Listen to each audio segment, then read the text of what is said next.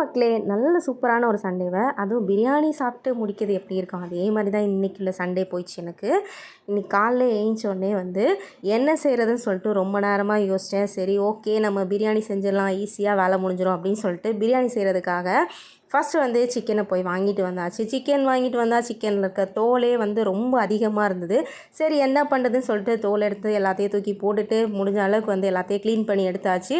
சிக்கனுக்கு எல்லாத்தையும் நம்ம க்ளீன் பண்ணி முடிக்கிறதுக்கே ஒரு வழி ஆகிடும். அதே மாதிரி தான் எனக்கும் ஆகிடுச்சு. அதை க்ளீன் பண்ணி மஞ்சத்தூள்லாம் போட்டு நல்லா நீட்டாக க்ளீன் பண்ணி வச்சாச்சு. அதுக்கப்புறம் அதுக்கேற்ற மாதிரி நம்ம அரிசி எடுக்கணும். அரிசி நம்ம எப்போயுமே நம்ம ஒயிட் ரைஸ் நம்ம வீட்டில் எவ்வளோ எடுப்போமோ ஒரு வேளை சாப்பாட்டுக்காக தான் இதை செஞ்சுருக்கேன், மத்தியானத்துக்கு மட்டும் தான். அதுக்கேற்ற மாதிரி நான் எடுத்து அதுக்கும் ஊற போட்டாச்சு. எங்கள் வீட்டில் இஞ்சி பூண்டு பேஸ்ட் காலி ஆகிடுச்சு. அது ஸ்டாக் இல்லாத பட்சத்தினால் நான் இஞ்சி பூண்டு அந்த டைமில் தான் இடித்தேனே. நம்ம ஒரு 2 பல் பூண்டுக்காக நம்ம மிக்சியில் போட்டு அரைக்க வேணாம் அப்படிங்கிறதுக்காக நானே என் கையாலே நான் இடிச்சிட்டேன். இடித்ததுக்கப்புறமா எங்கள் வீட்டில் நெய் ரொம்ப கம்மியாக இருந்ததினால் இவ்வளோ தான் இருந்துச்சு. சரி இருந்ததை வச்சு நம்ம ஒரு பிரியாணி பண்ணிடலான்னு சொல்லிட்டு எண்ணெயை கொஞ்சம் எக்ஸ்ட்ராவாக ஊற்றிட்டு நான் பிரியாணி செய்கிறதுக்காக ஸ்டார்ட் பண்ணிட்டேன். நம்ம எப்போயுமே எல்லோரும் போடுற மாதிரி பட்டை, லவங்கம், இன்னும் நிறைய ஸ்டார் பூ அது இதுன்ட்டுலாம் இருக்கும் பார்த்திங்களா, அது எல்லாத்தையுமே போட்டாச்சு. கூட வெங்காயமும் போட்டாச்சு. வெங்காயம் போட்டதுக்கப்புறமா நல்லா கிண்டியாச்சு. அதுக்கிடையில் நம்மளுக்கு இன்னும் நிறைய வேலை இருக்கும் பார்த்திங்களா. யாராவது ஒருத்தவங்க காஃபி கேட்பாங்க, நம்ம பசங்க பால் ஆற்றணும், அந்த மாதிரி வேலை இருக்கும்ல, அதெல்லாம் ஆற்றி இடையில கொடுத்தாச்சு.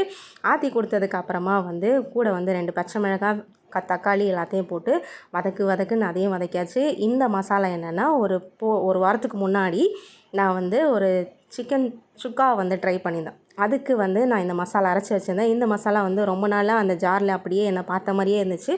சரி அது என்னத்துக்கு என்ன பார்த்துட்டே இருக்குதுன்னு சொல்லிட்டு அதையும் தூக்கி இதில் போட்டு கலருன்னு கலரியாச்சு. அதுக்கப்புறம் இதுக்கு கூட சிக்கன் மசாலா என்னென்ன மசாலாலாம் போடுவோம்ல, பிரியாணிக்குள்ளே எல்லா மசாலாவும் உள்ளே போட்டு தயிர் கொஞ்சம் ஊற்றி தண்ணி தேவையான அளவுக்கு ஊற்றி, இதில் முக்கியமானது என்னென்னா இஞ்சி பூண்டு பேஸ்ட்டு போடுறதுக்கே ஃபஸ்ட்டு மறந்துட்டேன். நான் இடித்ததை மறந்துட்டேன். அதனால் எல்லாத்தையும் சிக்கன்லாம் வேக வச்சதுக்கப்புறமா திரும்ப எண்ணெயில் போட்டு திரும்ப எடுத்து அதில் ஊற்றிட்டேன். அதுக்கப்புறமா எப்போயுமே எனக்கு குக்கரில் பிரியாணி செய்ய தெரியாது. அதனால் ரைஸ் குக்கரில் அதை ஊற்றிட்டேன். ஊற்றினதுக்கப்புறமா ஒரு 20 மினிட்ஸ் நம்ம கரெக்டான அளவுக்கு தண்ணியை ஊற்றிட்டு 20 மினிட்ஸ் வெயிட் பண்ணோன்னா பிரியாணி சூப்பராக ரெடி ஆயிரும். அந்த 20 மினிட்ஸ் கேப்பில் நம்ம தயிர் பச்சடி ரெடி பண்ணோம்ல, அதுக்காக வெங்காயம்லாம் வெட்டி தயிர்லாம் ஊற்றி இருந்த தயிர் வச்சு தயிர் பச்சடி செஞ்சாச்சு.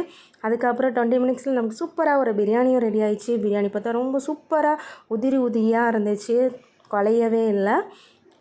அதுக்கப்புறமா சாப்பிட்றதா நம்ம முக்கியமான வேலையில் நம்ம சாப்பிட்றதுக்கு சூடாக தட்டில் பிரியாணியை போட்டாச்சு. கூட நம்ம எடுத்து செஞ்சு வச்சுருக்க அந்த தயிர் சாதத்தை போட்டாச்சு.